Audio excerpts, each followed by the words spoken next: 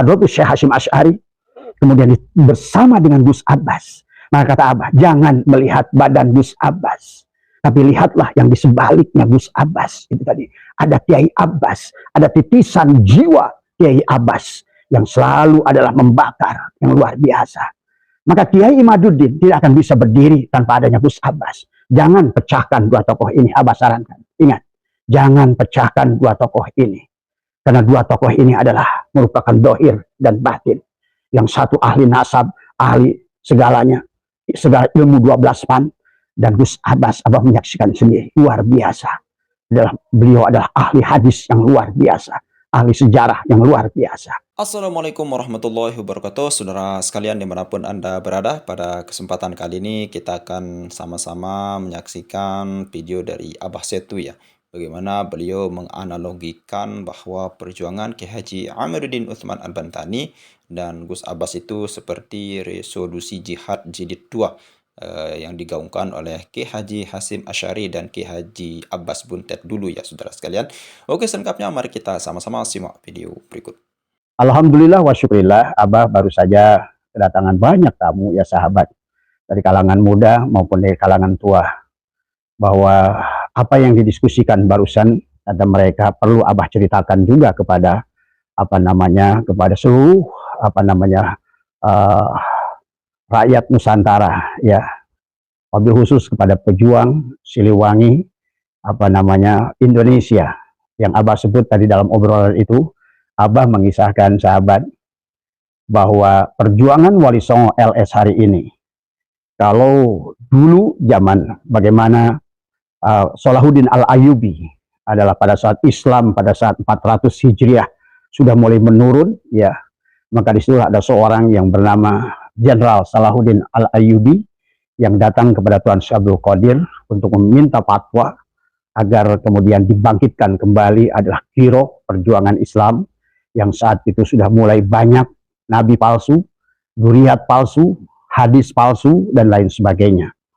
Maka hari ini dari obrolan Abah dengan tadi para kiai dan kepada pemuda-pemuda yang luar biasa ya dari berbagai daerah yang datang ke majelis Abah, alhamdulillah wa syukurillah, Abah menyebutnya bahwa perjuangan sekarang ini adalah resolusi jihad jilid kedua.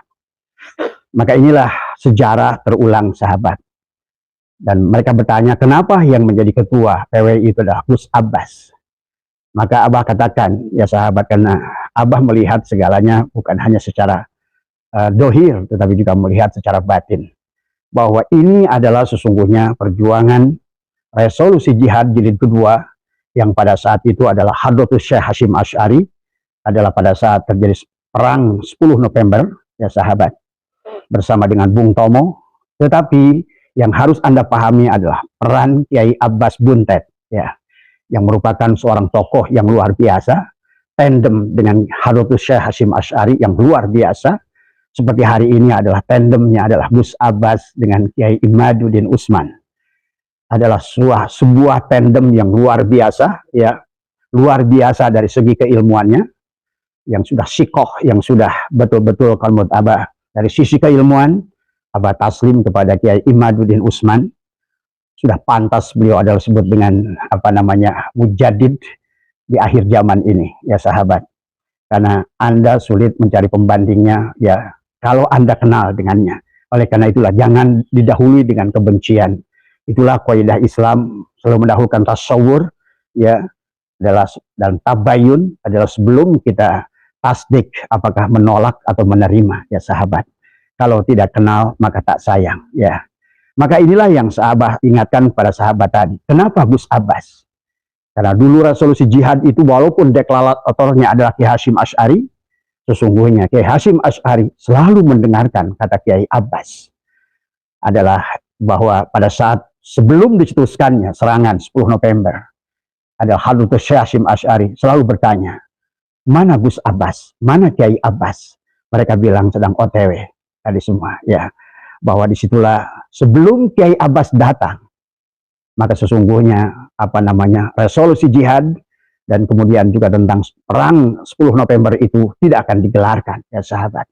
Maka hari ini kembali Kiai Abbas menitis kepada cucunya Maka jangan aneh, walaupun tidak ada kesepakatan yang tidak tertulis, tetapi alam Allah menghendaki bahwa Gus Abbas lah yang memang pantas memimpin PWI ini. Apalagi beliau sudah datang ke majelis Abah, beliau menginap 1 malam di sini, kemudian kita diskusi dengan Gus Abbas. Kalau menurut Abah, memang betul-betul secara basyirah Abah melihat beliau adalah tajalli, beliau adalah titisan dari Kiai Abbas yang kiroh, perjuangannya adalah luar biasa. Jangan coba-coba Anda membeli Gus Abbas, karena uang sudah tiada harganya kepada beliau. Jangan coba-coba merusak perjuangannya dengan uang, karena kalian akan kecewa tadi semua. Walaupun realitas kenyataan berjuang butuh uang, tapi beliau berjuang tidak untuk uang. Inilah yang kemudian juga 1 hari sebelumnya Kiai Imaduddin juga datang ke Abah di sini. Seolah-olah Abah melihat dhahiran wa batinan, 2 tokoh ini adalah luar biasa. Casingnya adalah baru, tetapi sesungguhnya singkatnya adalah singkat yang lama. Gus Abbas berhadapan dengan dulu adalah seolah-olah perjuangan ini melawan perjuangannya Habib Utsman bin Yahya, maka sekarang pun ada berlawanan dengan Lutfi bin Yahya. Ya inilah, maka Anda harus pahami tentang siapa Lutfi bin Yahya, siapa Rizik Syihab, dan siapa Habib yang ada di Indonesia. Nah inilah yang harus kita pahami ya sahabat. Tetapi yang Abah ingin bangunkan adalah giroh semangat kita adalah bahwa PWI Perjuangan Wali Songo adalah Nahdlatul Ulama. Jadi jangan salah paham bahwa sesungguhnya PWI itu adalah bagian dari pejuang daripada Nahdlatul Ulama. Ingin kembali mendirikan Nahdlatul Ulama adalah sebuah lembaga yang disegani dan dihormati oleh lawan maupun kawan ya sahabat. Nah inilah yang harus kita pahami. Maka sejarah kita tidak boleh melupakan tentang sejarah dunia. Kita harus paham bahwa sesungguhnya tadi Abah jelaskan kepada para kiai, sesungguhnya rencana menghancurkan Islam itu sudah dimulai dengan Raja Abrohah. Bahkan baginda Nabi Muhammad SAW, Raja Abrohah dari Yaman adalah, bahkan mereka akhirnya membangun Ka'bah palsu, adalah ingin menghancurkan Ka'bah yang dijaga oleh Abdul Muthalib, adalah kakeknya Rasulullah SAW. Bayangkan, sebelum lahirnya saja, maka situ sejarah yang besar yang sudah dibangun oleh Nabi Adam, yang kemudian dikembangkan oleh Nabi Ibrahim bersama Nabi Ismail, adalah ingin dihancurkan oleh Abrohah dengan pasukan gajahnya. Maka secara sesuatu sahabat punya makna syariat dan punya makna hakikat. Ingat, segala sesuatu itu jangan dipandang hanya sisi syariat. Maka tidak akan sempurna pandangan kita hanya dari sisi syariat, karena kita harus memandang pula dari sisi hakikat. Bahkan sahabat, setelah 1 hari baginda Nabi wafat, inilah kembali kata Abah, dunia ini tidak sepi, karena ada satu organisasi di dunia yang ingin menguasai Nusantara. Apalagi mereka setelah ketahui bahwa sekarang yang disebutkan dengan Pulau Atlantis, the lost city, kota yang hilang, itu sekarang has been found. Seorang peneliti Belanda telah mengatakan kota Atlantis yang tenggelam adalah sekian puluh ribu tahun sebelum Masehi itu. Sekarang yang ditulis oleh Plato, ya. Kemudian dari situlah menjadikan pelajaran kepada kaum Zionis ingin menguasai daerah tersebut. Daerah yang sangat kaya raya, apalagi dikisahkan dalam bukunya Plato bagaimana daerah tersebut. Kalau dulu para peneliti tidak pernah menemukan kepulauan Atlantis, karena kepulauan Atlantis itu mereka dia pikir adalah Laut Atlantik. Maka pergi ke berbagai daerah di dekat Laut Atlantik, mereka tidak pernah menemukannya.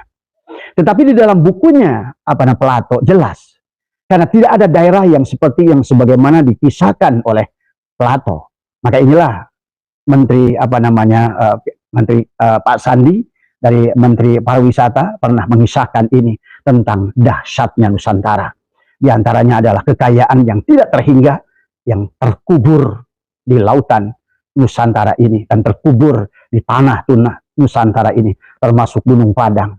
Dan sekarang ditemukan 6 Gunung Padang lain di Cilacap, di Purworejo, di Purwokerto, dan beberapa daerah ya sahabat. Bahkan ada yang mengatakan termasuk juga adalah korun, adalah harta korun adalah. Dan inilah sebuah, bahkan Sesungguhnya dikatakan Nabi Adam itu diturunkan di Indonesia, di sini. Maka mereka berjalan ke Jeddah, ke sana. Maka kenapa perjalanannya Nabi Adam itu? Nah, Siti Hawa diturunkan di Jeddah, tapi Nabi Adam katanya diturunkan di sebuah pulau. Orang mengatakan karena sesuai dengan kisah yang dikisahkan, bagaimana alamnya begitu indah, bagaimana pulaunya begitu indah, dan apa yang ada di dalamnya, sehingga perjalanan beliau sampai kepada India, dan kemudian beliau berjalan adalah ke Arafah, adalah bertemu di Jabal Rahmah. Sesungguhnya adalah yang pulau yang hilang itu adalah Nusantara. Karena Nusantara selain memiliki jumlah manusia yang luar biasa, Anda paham tentang Nusantara dari Sabang sampai Merauke, sesungguhnya adalah penuh dengan kerajaan-kerajaan yang luar biasa. Dari Jawa Barat, kerajaan Pakuan, kerajaan Galuh, kerajaan Pajajaran, kemudian sampai ke Jawa Timur, sahabat. Bagaimana besarnya Sriwijaya di Palembang, bagaimana besarnya Majapahit dari semua, ya. Bagaimana juga disinilah yang harus Anda paham tentang Indonesia adalah merupakan bangsa yang sudah masyhur dan luar biasa besar, bahkan jauh sebelum peradaban manusia. Ini yang harus Anda pahami.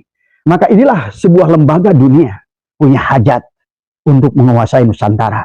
Maka tidak ada negara di dunia pun yang memiliki emas sebanyak Indonesia, nikel sebanyak Indonesia, timah sebanyak Indonesia. Demikian pula minyak. Segala apa yang ada di Nusantara ini ditambah dengan orang-orangnya.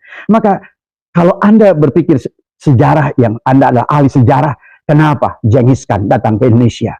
Kenapa Kublai Khan datang ke Indonesia? Kenapa Vasco da Gama datang ke Indonesia? Kenapa juga termasuk siapa pelaut Marco Polo tadinya mencari Indonesia, akhirnya menemukan Amerika. Ya, ini karena Nusantara ini adalah sudah ditulis oleh Plato, ya sahabat, tentang kemasyhuran.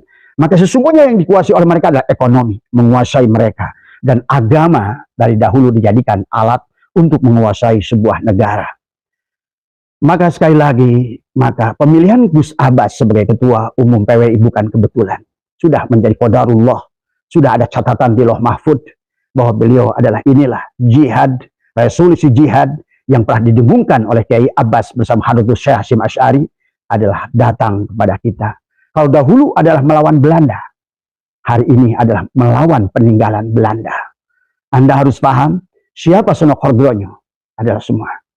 Anda kalau mempelajari banyak sejarah yang tertinggal di Universitas Leiden yang sudah berdiri di tahun 500 Masehi, 570 Masehi, universitas itu. Bayangkan oleh Anda, sekarang sudah berapa lama universitas tersebut? Sudah ada sejak jauh sebelum para Belanda ini datang 1885, 1886 setelah perang Diponegoro. Pahami ya, yang bahwa kita bagaimana Sunan Kardiono diciptakan. Mereka dia sampai demikian luar biasa dengan politik divide et impera adalah memecah belah Indonesia. Maka perjuangan PWI adalah bukan hanya adalah menjaga marwah perjuangan baginda Nabi Muhammad SAW, sebagaimana Salahuddin Al-Ayyubi dulu adalah meminta izin kepada Tuan Syekh Abdul Qadir, meminta ridhonya Tuan Syekh Abdul Qadir, seolah-olah meminta doanya Tuan Syekh Abdul Qadir untuk kembali adalah di Mesir, itu adalah memberantas Banu Fatimiyah yang merupakan orang-orang yang mengaku sebagai klannya Duriyat Fatimah, tapi sesungguhnya mereka adalah Yahudi. Yang harus pahami oleh Anda semua tentang sejarah ini. Ya, Banu Fatimiyah itu bukan keturunan Fatimah, tapi sama. Maka itulah sehari pertama baginda Nabi Muhammad wafat, kembali Zionis itu sudah merusak, ya sahabat, dengan membisikkan As'ad adalah orang Ansor untuk mendeklarasikan. Bayangkan hari pertama baginda Nabi wafat, As'ad itu sudah mengumumkan dia adalah sebagai khalifah yang pertama. Nah inilah yang terjadi, kita sejarah memahami bagaimana Abu Bakar As-Siddiq menyusul Umar bin Khattab yang sudah berhadapan pedang dengan As'ad tadi semua. Ya, padahal baginda Nabi belum saja dikebumikan, sahabat. Itulah marahnya Sayyidah Fatimah dan Ali kepada Abu Bakar dan Umar karena menganggap di hari pertama itu adalah mereka adalah mengejar jabatan, bukan mengurus bagaimana jenazah baginda Nabi Muhammad SAW. Bahkan inilah maka kenapa sekarang ada Syiah dan ada Sunni yang harus kita pahami, ya.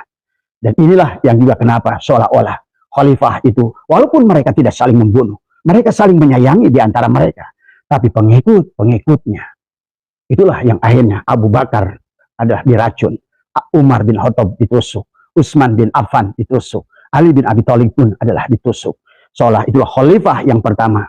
Dalam bahasa orang yang awam, dianggap mereka adalah saling membunuh karena adalah berebut jabatan dan kekuasaan. Jangan lupa, Ka'bah saja sebelum lahir baginda Nabi sudah ingin dihancurkan oleh Abraha. Maka jangan aneh, Yaman adalah merupakan dikatakan kota sejuta berhala. Karena Bani Jurhum yang selalu menyimpan berhala-berhala yang ada di Ka'bah itu.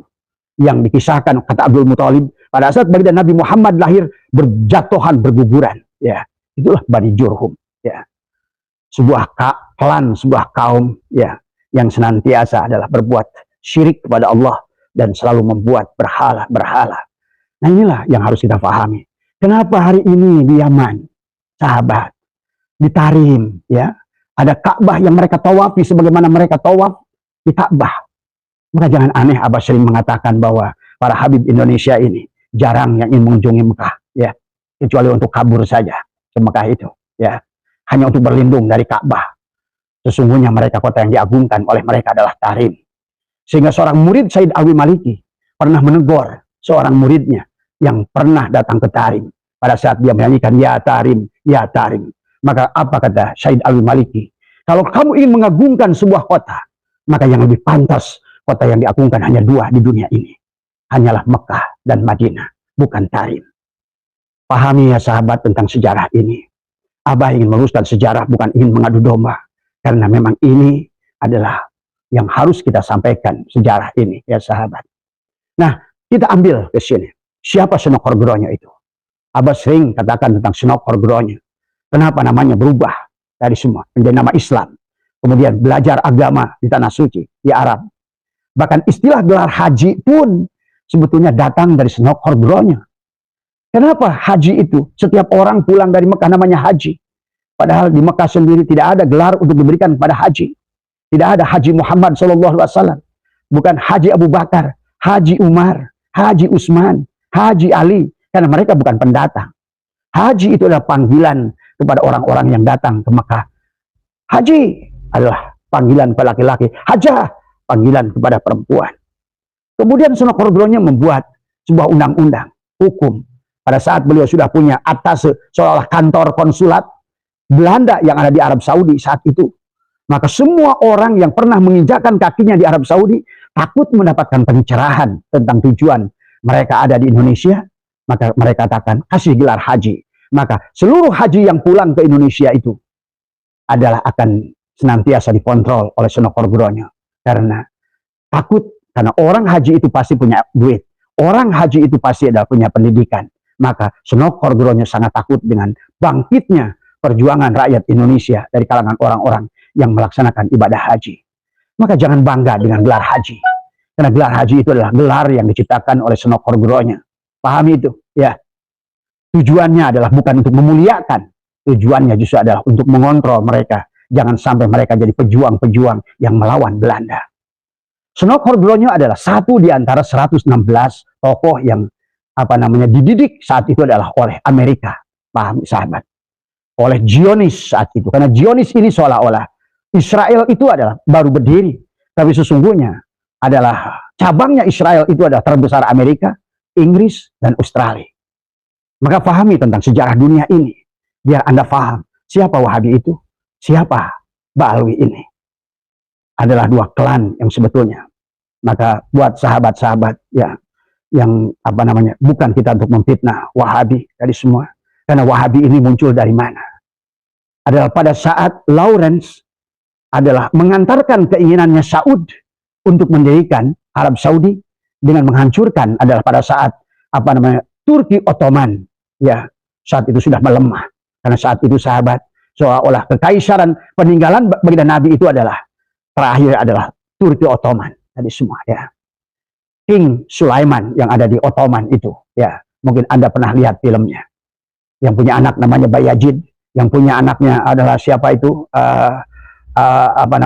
Mustafa ya. Siapa Mustafa? Siapa Bayazid?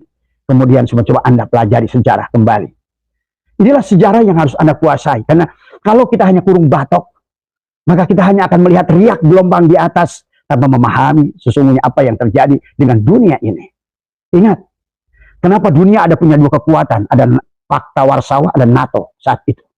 Seolah-olah dua kubu, satu NATO ingin menguasai ekonomi dunia, demikian pula adalah dengan komunis yang dikuasai oleh Cina, waktu itu adalah Soviet, kemudian Kuba, Korea Utara, Vietnam, tadi semua mereka dalam kesatuan tadi semua. Ya, tetapi Indonesia dari dulu atas qadarullah tidak pernah berpihak pada Pakta Warsawa maupun kepada komunis, sampai Bung Karno tertipu dengan Aidit tadi semua. Ya, karena itulah kembali kata Abah, setiap manusia sehebat-hebatnya bangau terbang tinggi, manusia akan jatuh juga pada saat lupa pada tujuan awal.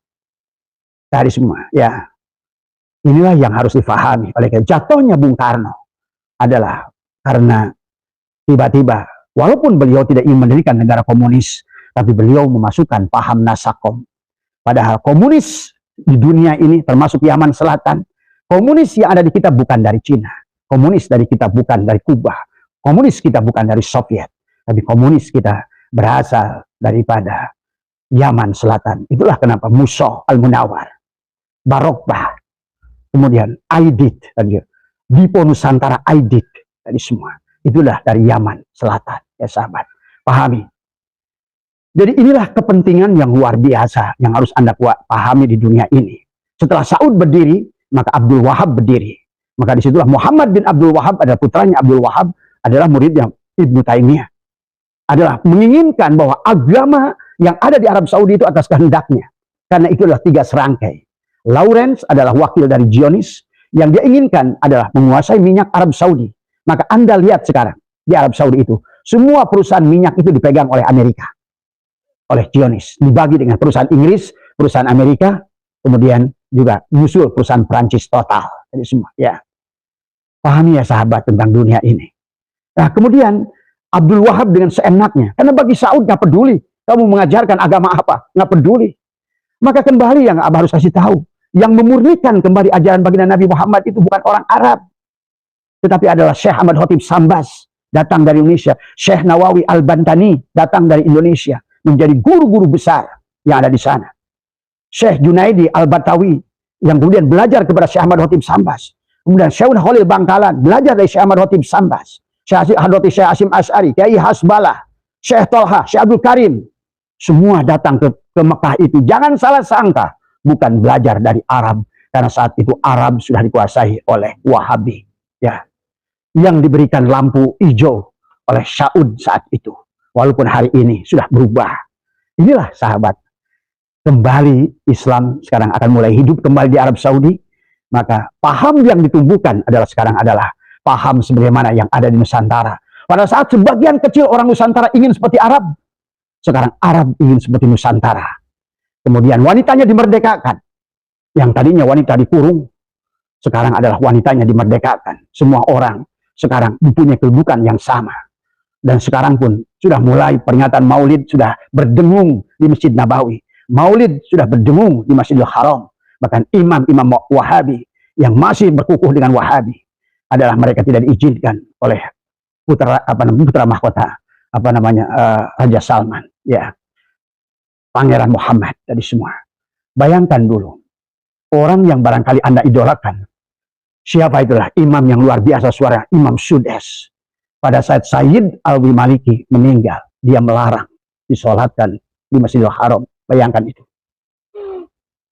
Jangan dikira Sudes itu ahli sunnah wal jamaah. Sudes itu adalah pada saat dikisahkan Sayyid Alwi Maliki tidak disolatkan di Masjidil Haram karena dianggap dia adalah bukan paham Wahabi tadi semua, ya. Nah sekarang paham Wahabi ini sudah hancur seolah-olah di Arab Saudi. Maka bersamaan dengan itu orang-orang yang mengaku Wahabi, yang walaupun tidak mau dituduh Wahabi tadi semua, melihat dalil dengan kacamata kuda tadi semua, sekarang sudah mulai banyak diam setelah pemimpin mereka adalah siapa itu namanya yang Jawas, Ustadz Abdul Qadir Al-Jawas. Beliau walaupun begitu semua kita doakan semoga Yai Jawas senantiasa mendapatkan hidayah Allah, mendapatkan ampunan Allah. Seorang Nahdiyin tidak boleh membenci siapapun dan apapun, ya. Nah inilah yang harus kita pahami tentang siapa Senokor Gronyo ini hari semua. Senokor Gronyo adalah orang yang didik di Arab Saudi saat itu yang masih sangat kuat Wahabinya. Tetapi kemudian dengan pengaruh Lawrence adalah seorang Inggris yang menggunakan gamis datang ke Arab Saudi, dan itulah yang selalu dipesankan oleh dia. Apa yang diburunya di tanah suci adalah syahid dan syarif.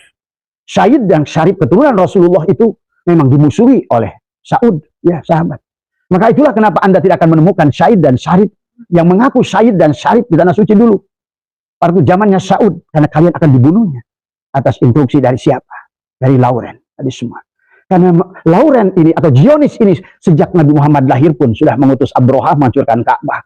Bahkan sudah mendorong seseorang untuk Musaliman Al-Kadab adalah menjadi nabi palsu tadi semua. Kemudian mendorong Sa'ad adalah untuk menjadi khalifah yang pertama. Akhirnya terjadi bentroklah 4 sahabat Rasulullah yang dicintai oleh Allah ini. Ya, kembali itu adalah peran mereka.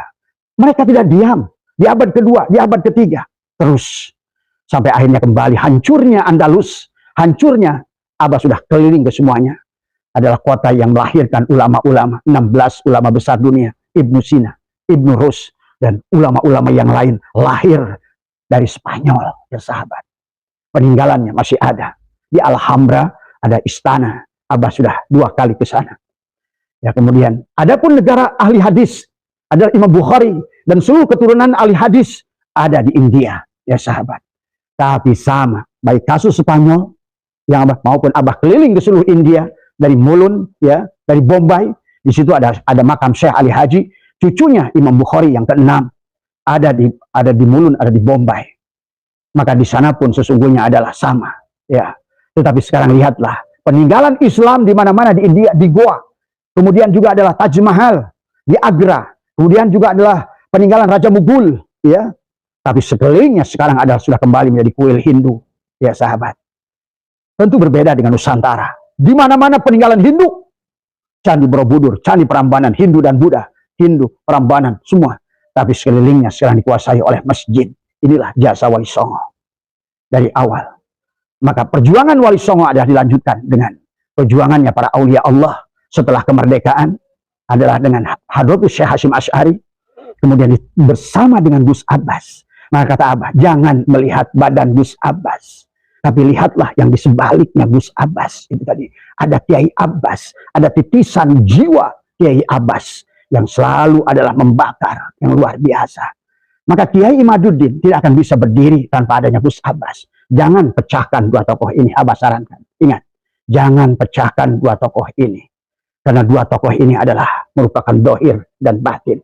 Yang satu ahli nasab, ahli segalanya, segala ilmu 12 pan. Dan Gus Abbas, Abah menyaksikan sendiri, luar biasa. Beliau adalah ahli hadis yang luar biasa, ahli sejarah yang luar biasa. Selama Abah diskusi di rumah di sini, luar biasa. Maka Abah mencintai 2 orang ini. Masya Allah. Inilah kebanggaan Nahdlatul Ulama. Kalau Nahdlah, kebangkitan ulama, maka percayakan pada 2 orang ini. Insya Allah. Ya. Maka lihatlah dari 2 orang pemuda ini. Muncullah ulama-ulama sepuh yang taslim kepada mereka.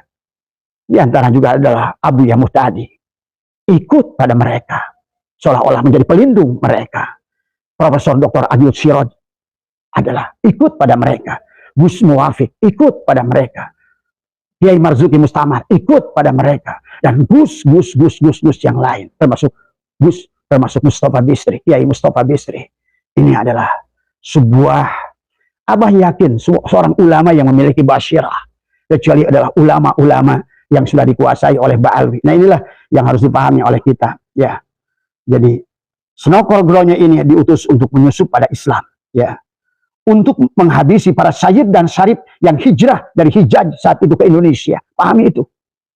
Syahid dan syariflah yang mereka cari sesungguhnya. Ini ada beberapa misi. Jadi ada misi gereja, ada misi adalah Yahudi, ada mengikut pada di situ semua. Siapa Pasko Dagama itu? Siapa namanya juga adalah Pendeta Santos Domingos yang menjadikan hari dari Ahad menjadi hari Minggu. Hari Minggu kita ini hari Ahad, ya. Allah menyebutnya Ahad, tapi sekarang kita nyaman dengan hari Minggu. Tidak apa-apa lah, kita orang Nahdiyin.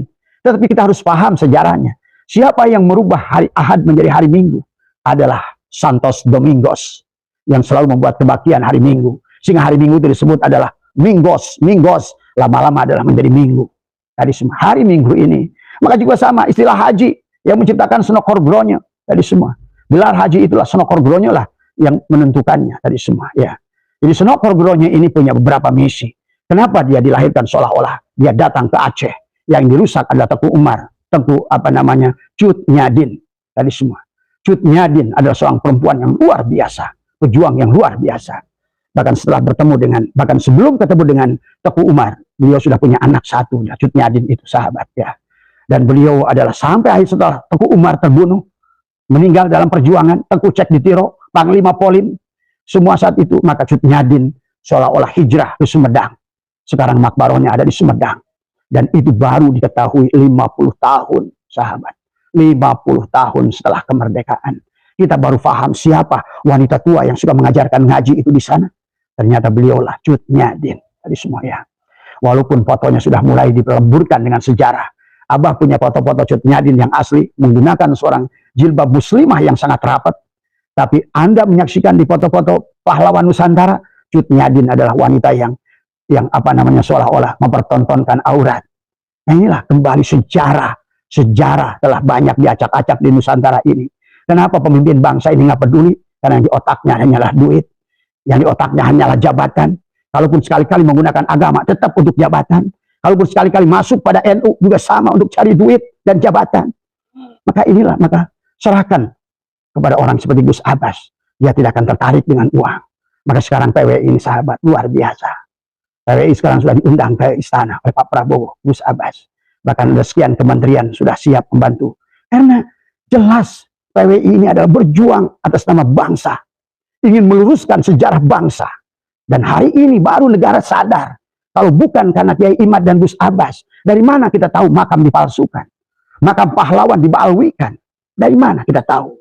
Maka sekarang negara sadar dari semua. Oh, ternyata PWI ini luar biasa. PWI ini berjuang, bahkan mereka tidak punya duit.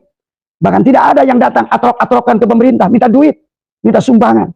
Bahkan mereka juga sadar, kenapa PWI ini dimusuhi oleh beberapa tokoh segelintir Nahdlatul Ulama PBNU dari semua. Oleh suriahnya, oleh ketuanya. Karena siapa dua mereka ini? Dari dulu Abah sudah bicara, hati-hati dengan dua tokoh ini. Tadi semua, bahkan Gus Yahya itu adalah udah berkali-kali datang ke Israel. Maka jangan aneh belakangan India juga ngutus orang ke Israel. Kita tidak menuduh Gus Yahya, sahabat. Saya percaya dengan keilmuan beliau. Saya percaya dengan keyakinan beliau. Tapi terkadang orang-orang itu pada saat ada kesempatan lain. Inilah yang khawatirnya kita dengan manusia dari semua sahabat. Saya tertarik dengan pidatonya Gus Abbas waktu ada kemarin ulang tahun PWI. Ya. Kata beliau, hati-hati. Karena saya sudah sampaikan kepada Gus Abbas, hati-hati kata Abah. Panjenengan sekarang menjadi target. Maka hati-hati uang akan datang ke panjenengan. Karena uang sekarang sedang berseliweran dalam jumlah yang banyak. Ingin melemahkan perjuangan Wali Songo. Maka saya setuju dengan Gus Abbas. Siapa-siapa yang duduk di PWI tujuannya uang. Lebih baik diam. Ya. Kalau memang tujuannya adalah uang. Tadi sudah salah tujuan. Karena Kiai Abbas sama dengan Gus Abbas. Yang dilawannya adalah sama. Kalau dulu adalah Habib Usman bin Yahya. Sekarang adalah LBY. Sama saja. Tokoh yang kelihatan lembut tapi bahaya buat agama dan bahaya buat negara. Bayangkan kurang ajarnya. Sekarang dengar-dengar mau mendeklarasikan. Beliau membuat muktamar. Kenapa? Karena dia sudah merasa memiliki jatman. Tanpa sepengetahuan lembaga induknya Nahdlatul Ulama, PBNU. Beliau sudah memasukkan jatman ke Menhumkam. Tanpa sepengetahuan NU. Itu rampok itu. Itu perampokan. Anda percaya seseorang seperti itu dzurriyyah Rasul? Anda percaya orang yang tidak beradab seperti itu adalah seorang dzurriyyah Rasul? Anda percaya orang seperti itu dianggap wali? Saksi mata ini. Maaf saya walaupun saya adalah dirugikan berkali-kali dengan beliau. Berapa kali paman saya, guru saya adalah Amma Mudrika Hanafi, pimpinan Pondok Pesantren Sikoyatul Rahmah orang tua saya. 2 kali datang menunggu 6 jam untuk sebuah pertemuan dengan Lutfi bin Yahya. Yang menurut saya adalah tidak 10 kukunya ilmunya dengan Amma Mudrika Hanafi. Tapi betapa sombongnya, songongnya. Walaupun sudah nunggu 6 jam. Dan dia sudah sepakat. Sudah ada down payment lagi. Dan dia tidak datang tanpa ada alasan. 2 kali undangan. saya sebagai anaknya, muridnya, juga sama waktu menikahkan anak saya Muhammad Nurtijar, saya juga mengundang Lutfi bin Yahya, dan sudah ada kesepakatan di hari H di mana orang sudah berjubel, dia pun tidak datang tanpa alasan. Seperti itukah adab seorang yang mengaku dirinya adalah zuriat Rasul, yang mengaku seorang mengatakan dia adalah seorang wali? Anda pahami, siapa yang mencetuskan beliau adalah sebagai mursyid dunia? Hati-hati, Mossad tadi semua ya. Siapa Mossad itu? Pahami oleh Anda. Siapa yang rapat dengan Mossad belum lama ini? Saya tidak mau bukakan ini sebelum nanti biar media mainstream yang mengungkapkannya tadi semua. Ada pertemuan dengan Zionis. Siapa yang hadir di situ? Tadi semua. Kemudian siapa yang membuat video call? Umar bin Hafiz tadi semua. Jadi hati-hati, Zionis ini menciptakan tokoh-tokoh yang membuat Islam tunduk, diglorifikasi seolah-olah dia adalah wali, seolah-olah dia adalah pemimpin mursyid sedunia. Tapi yang mengangkat adalah mereka, hanyalah merupakan bagian-bagian dari mereka. Hati-hati sekarang dengan muktamar, ya, karena mereka akan berikan muktamar. Maka muktamar mereka atas menamakan Jatman, kalau menurut saya adalah merupakan ilegal. Inilah makar tadi semua. Maka saya setuju dengan apa yang dikatakan Khatib Am NU yang dari hasil rapat mereka, yang mereka mengatakan akan membawa kasus ini kepada hukum. Iya, karena ini sudah masalah perebutan negara dengan merebutkan sejarah. Jadi satu yang harus dibawa ke kasus hukum adalah pengakuan Duriat untuk menipu masyarakat. Ini pun harus dibawa kasus hukum, karena banyak masyarakat dibodohi, ditipu, ya. Yang kedua adalah kasus berubah aturan-aturan ADART Jatman. Kemudian juga merubah lambang negara, pengakuan pahlawan negara, pengakuan kepada makam-makam, memalsukan makam, membuat makam-makam palsu. Dari semua hanya untuk mencari uang. Inilah, hati-hati. Karena dulu ada seorang teroris yang menggunakan cari dana dengan lewat propak masjid, tapi yang satu ini adalah dengan lewat pembuatan makam. Dan kemudian ustadz-ustadznya yang nanti didorong jarah ke makam itu untuk menyuruh orang-orangnya adalah berderma di sana. Inilah makanya kenapa banyak sekarang mukibin yang berontak tidak mau Habibnya adalah disingkirkan, karena mereka juga mendapatkan manfaat dari semua. Banyak ustadz-ustadz, kiai-kiai yang mukibin kepada mereka, menerima manfaat daripada Habib-Habib ini, keberadaan Habib ini, karena mereka menjadi Habib ireng. Tapi Abah katakan semua, ada seorang datang kepada Abah, "Bah, kenapa hari ini saya ini nggak tahu, tiba-tiba darah saya mendidih ingin membela PWI. Siapa saya ini, Bah?" Sekarang datang ke Abah orang yang ini bacakan, mereka itu siapa? Kata Abah, "Kamu berjuang saja, karena darahmu itu dulu bersama Gus Abbas, kakekmu dulu bersama Gus Abbas, ada lagi yang datang dari Jawa, kakekmu dulu bersama Hadratus Syekh Hasyim Asy'ari. Maka hari ini jiwamu, ruhmu kembali dipanggil untuk melaksanakan resolusi jihad. Jadi jangan tanya siapa dirimu. Ya, begitu saya cinta dengan Gus Abbas. Datang dari Banten, saya begitu cinta dengan Kiai Imaduddin. Ya, karena kamu dulu adalah merupakan orang-orang yang berada bersama ayah dan kakeknya, termasuk juga Imam Nawawi Al-Bantani, Syekh Nawawi Al-Bantani. Jangan salah, ya, karena garam itu turun ke bawah, maka mereka akan menitis pada tamu. Maka oleh karena itulah, kalau hari ini orang-orang yang masih bela Ba'alwi, dulu pun sama, kakek moyang mereka itu kalau ditanya, siapa itu Miftahul Ahyar, itu kakeknya. Coba ditelusuri semua, karena mustahil ada seseorang ini. Hati-hati sekarang ini. Ada gerakan daripada habaib adalah menikahkan anak mereka dengan kiai-kiai, anak-anak kiai supaya jadi besan.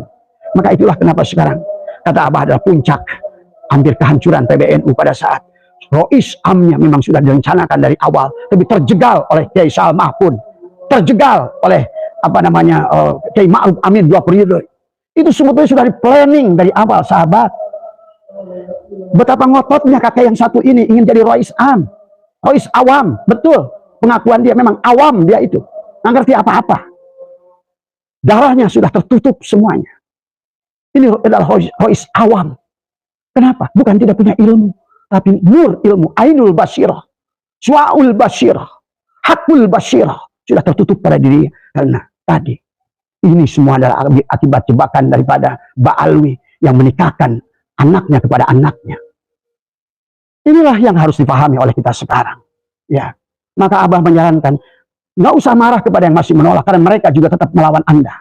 Mereka dulu melawan adalah kakeknya Gus Abbas. Mereka dulu melawan kakeknya Hadratus Syekh Asy'ari. Jadi tidak bisa kita menyamakan semua. Inilah fakta bahwa sesungguhnya manusia itu adalah hanya akan saling titis menitis dari semua, ya. orang tuanya, darah orang tuanya akan mengalir turun ke bawah. Abah begitu pertama kali mendengar, tak usah dulu mendengar kitab Kiai Iman, nggak usah mendengar ceramah Gus Abbas yang luar biasa. Darah langsung otomatis mendidih dari semua. Cuma Abah ngerti siapa diri Abah yang sebenarnya. Tadi semua ya, buat teman-teman yang suka bertanya kepada Abah, siapa diri saya ini, Bah? Kok tiba-tiba saya nggak ngerti sebenarnya, tapi saya ingin berjuang untuk PWI, bahkan nyawa saya siap untuk PWI. Saya bilang tadi, kamu adalah tetesan ayahmu yang dulu kamu adalah berjuang, tapi hari ini yang menolak juga sama adalah pendukung daripada mereka-mereka dulu tadi semua. Pahami oleh Anda, Seno Progronyo membawa Habib Ba'alwi ke sini adalah untuk menipu, ingin seolah-olah mereka diaku sebagai syahid dan syarif. Coba logika Anda berpikir, Seno Progronyo ada ke Indonesia untuk menangkap Habib dan syarif, untuk melihat menangkap Duriat Rasulullah tadi semua. Tapi kenapa Seno Progronyo membawa Habib? Kalau Habib ini Duriat Rasulullah sudah dibunuh oleh Seno Progronyo dari dulu. Apalagi kalau kita lihat bagaimana sinergi antara Seno Progronyo dengan Panderplas, dengan siapa? Dengan Habib Usman bin Yahya. Luar biasa.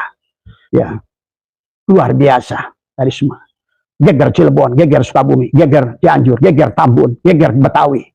Semuanya ada kena atas instruksi Said Usman bin Yahya, Habib Usman bin Yasa, yang dianggap sebagai syahid dan syarif. Masyarakat nggak ngerti mana syahid, mana syarif saat itu. Mereka tahu. Maka sekarang ditemukan buku bahwa ternyata Habib Hasyim Asy'ari sudah mengatakan, karena zaman Habib Hasyim Asy'ari juga masalah nasab ini udah panas. Tapi syahid, kemudian Habib Hasyim Asy'ari menuliskan dalam kitab, silakan Anda cari kitabnya, atau tanyakan adalah kepada keluarganya Habib. Banyak sekarang, bahkan Gus Jazuli pernah memperlihatkan kitabnya. Sesungguhnya yang harus dipahami oleh Anda tentang mereka ini semua, ya.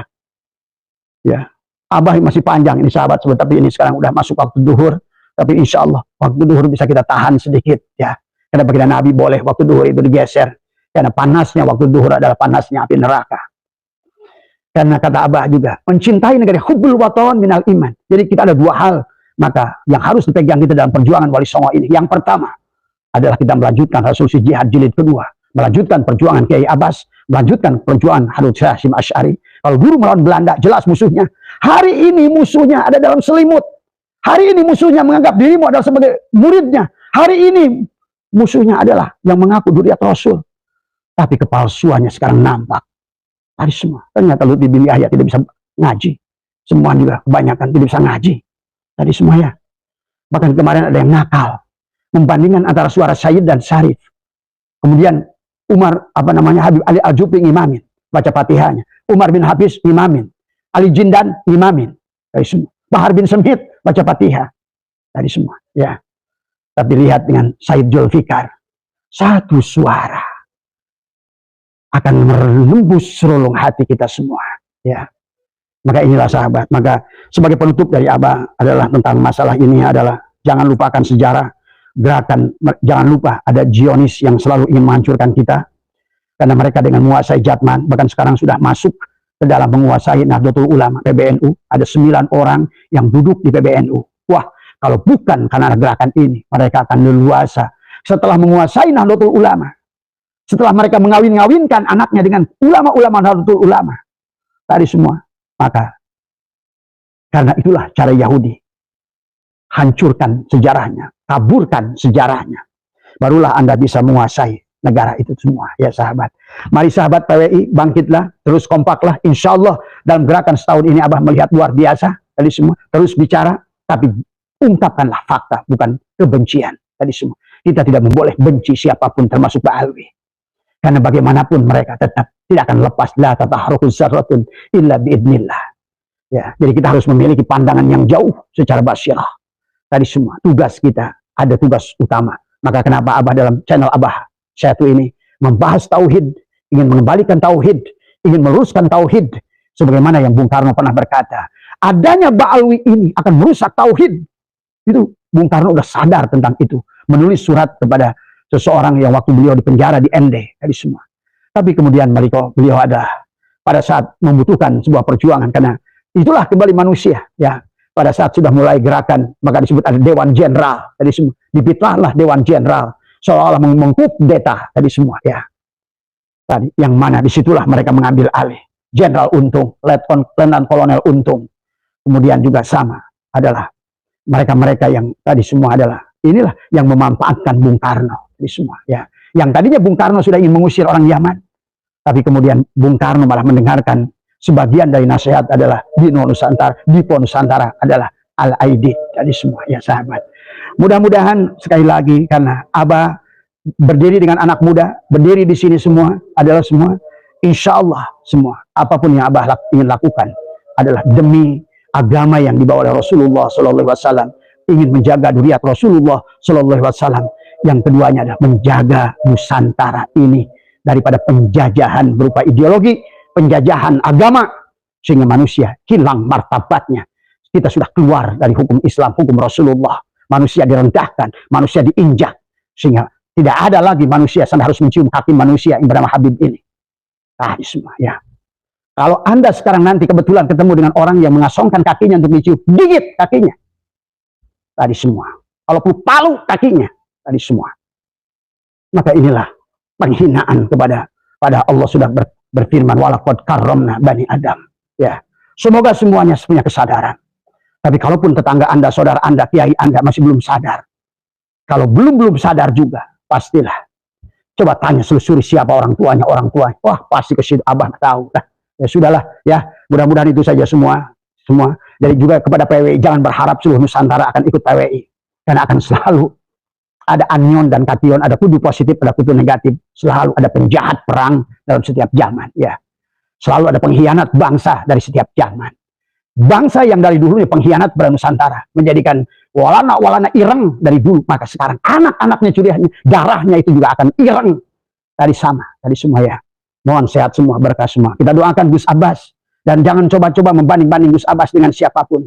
Jangan ada lagi tulisan di dalam YouTube, ini lebih berani dari Gus Abbas. Ini mulai framing yang gak beres. Semua. Walaupun siapapun yang mulutnya berani berkata lebih hebat dari Gus Abbas, duriatnya tidak lebih hebat dari Gus Abbas. Ingat itu. Ya. Jadi jangan suka sok-sok ingin mendorong seseorang, ingin merusak organisasi, sehingga mendorongkan seseorang punya perasaannya dia sendiri. Dari semua. Ya. Abah sudah ketemu dengan semua Kiai Alawi dengan Gus Abbas. Alhamdulillah ngumpul di satu ini. Abah menyaksikan dohir batin. Ya, Abah percaya kepada dua-duanya. Satu dari keilmuannya. Gus Abbas adalah merupakan titisan darah Kiai Abbas tadi semua ya. Oke, saudara sekalian, itu tadi panjang dan lebar penjelasan tentang resolusi jihad jilid 2 dari Abah Setu atau Dr. Andos Asep Setiawan ya saudara sekalian. Nah, jadi beliau tadi sempat menyinggung bagaimana Gus Abbas ini tidak bisa dibandingkan dengan apapun itu, atau tidak bisa dibeli dengan uang, karena memang uang itu tidak ada apa-apanya dibanding dengan apa yang sudah dilakukan oleh Gus Abbas Buntet ya saudara sekalian, dengan Ki Haji Amiruddin Utsman Al-Bantani. Karena dua orang ini merupakan salah satu elit dari PWI yang memang semakin hari semakin pesat, semakin berkembang, bagaimana mereka bergerak menuju jalan perubahan untuk membela daripada keturunan maupun pecinta-pecinta Wali Songo saudara sekalian. Bahkan Abah itu Abah kita tadi menyebutkan bahwa yang namanya Kiai Haji Maluddin dan Gus Abbas ini sama seperti resolusi jihad yang pertama digaungkan oleh Ki Haji Hasyim Asy'ari saudara sekalian, yang memang melawan Belanda dulu pada masanya. Dan sekarang ini kalau kita lihat bagaimana perjuangan Gus Abbas yang sebagai titisan darah pejuang yang memang diwarisi dari kakek beliau ya saudara sekalian.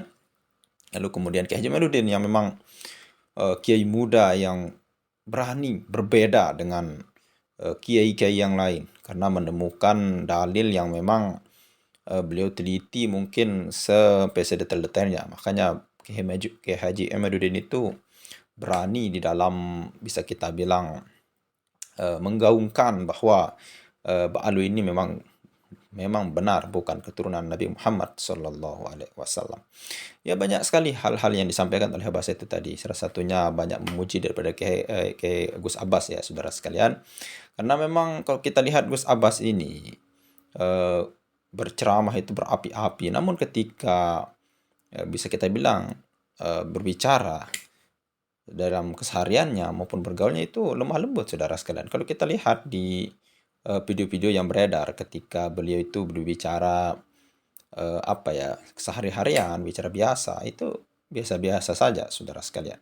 Nah, hal ini juga sebagai momok yang menakutkan sekaligus sebagai lawan terberat mungkin dari Habib Alwi ya saudara sekalian, karena memang PWI ini makin hari makin apa ya makin berkembang saja.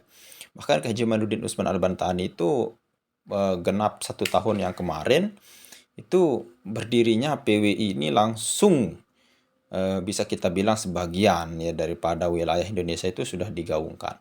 Ya kita mungkin mudah-mudahan PWI masuk ke dalam daerah-daerah yang terpencil ya maupun provinsi-provinsi yang memang apa ya sangat jauh daripada keramaian atau daripada Pulau Jawa ini ya saudara sekalian. Karena Wali Songo itu bukannya miliknya orang Jawa saudara sekalian. Kenapa? Karena Wali Songo itu baik daripada ajarannya, baik daripada kisah-kisahnya, hikmah-hikmahnya itu bermanfaat bagi seluruh warga negara Republik Indonesia ini. Makanya Wali Songo itu bukan milik Jawa, tapi Wali Songo adalah milik kita Nusantara, milik kita bersama saudara sekalian. Ya mudah-mudahan dengan hadirnya dua tokoh Kiai Haji Jamaluddin dan Gus Abbas, bagaimana yang dikatakan oleh Abbas itu tadi, dua dua pemuda yang memang ahli dalam bidang masing-masing itu dijaga oleh Allah Subhanahu wa taala di dalam perjuangkan Wali Songo ini saudara sekalian. Ya kita mungkin yang jauh tidak pernah bertemu dengan Kiai Haji Jamaluddin itu mungkin kita tidak ada waktu untuk meneliti saudara sekalian. Ya memang setidaknya kita berpikir dengan hati jernih bahwa apa yang disampaikan oleh Kiai Haji Ahmaduddin Utsman Al-Bantani itu benar apa tidak saudara sekalian. Ada ilmunya apa tidak? Ada bisa kita bilang ada manuskripnya, ada buktinya, ada kitabnya. Bahkan jelas saudara sekalian tanpa kita mencaci maki. Mencaci maki dahulu baru mencari dalil itu memang salah saudara sekalian. Silahkan apa yang disampaikan oleh Kiai Haji Jamaluddin itu diteliti, dipahami dengan baik tanpa harus mencaci maki dia, mencaci maki beliau ya saudara sekalian. Karena memang satu kita cinta, kan karena kita tidak bisa kita bilang tidak memaksa, kita sekalian harus percaya dengan Kiai Haji Jamaluddin. Tapi silahkan kalau memang itu mengganggu daripada kita bermedia sosial, silahkan teliti apa yang disampaikan oleh Kiai Jamaluddin. Semua tesis beliau itu sudah jelas, tulisan-tulisan beliau itu sudah ada di internet. Jangan bebas, silahkan mau dibuka bagaimanapun. Toh pun sampai sekarang 12 pertanyaan Kiai Haji Imad itu tidak bisa dijawab oleh Robitoh Alawiyah saudara sekalian. Bahkan menerbitkan buku pun langsung dijawab oleh Kiai Jamaluddin dengan beberapa halaman saja. Nah ini memang luar biasa, menggemparkan kita Kiai Haji Jamaluddin. Apalagi Gus Abbas ya saudara sekalian dengan titisan darah pejuang beliau. Ya mungkin hanya itu saja bisa kita sampaikan. Sekian, assalamualaikum warahmatullahi wabarakatuh.